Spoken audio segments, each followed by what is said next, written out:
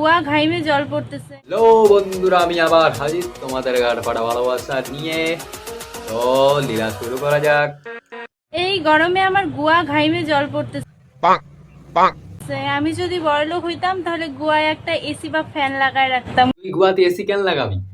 এক কাজ কর, তুই গুয়াটা খুলে ফ্রিজে ভরে রাখ, তাহলে ঠান্ডা হয়ে যাবে।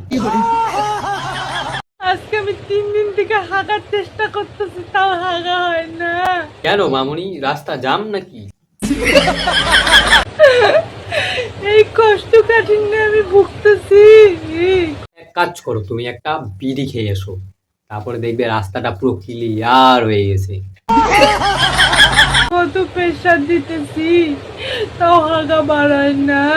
দেখিও, জোরে প্রেসার দিতে গিয়ে নাট বল্টু খুলে না যায়।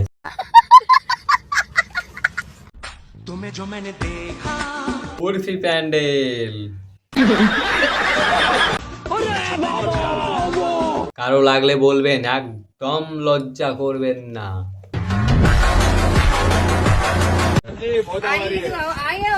আহা, সেই হাওয়া, সেই হাওয়া।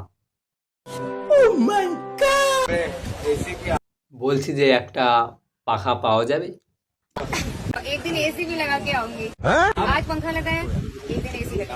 তাহলে তো খুলে পড়ে যাবে এসি।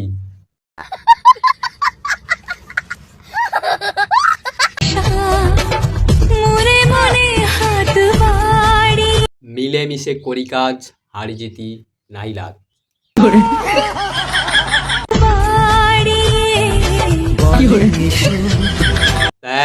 এক করে মিস্টেক হয়ে যাচ্ছিল। সোনা সোনা করোনা মাসি, ওগুলা সোনা নয়, আসল সোনা পেতে হলে জরিদাকে বলতে হয়।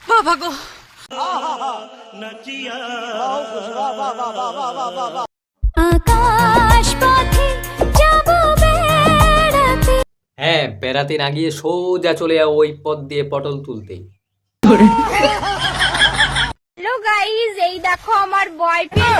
যাক, এতদিন পর একটি মেয়ে তার জন্য পারফেক্ট বয়ফ্রেন্ড খুঁজে পেয়েছে। আমি অনেকদিন পরে আমার বয়ফ্রেন্ডকে খুঁজে পেয়েছি, তোমরা ভালো করে দেখো। ভবিষ্যতে তোমাদের সংসার সুখী হোক।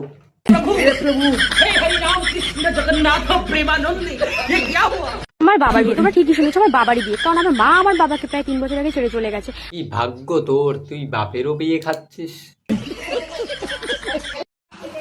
নো প্রেম নো ছাকা, হ্যান্ডেল মারো একা একা। না মোনা, তুই তো পারবি না, কারণ তোর তো নেই।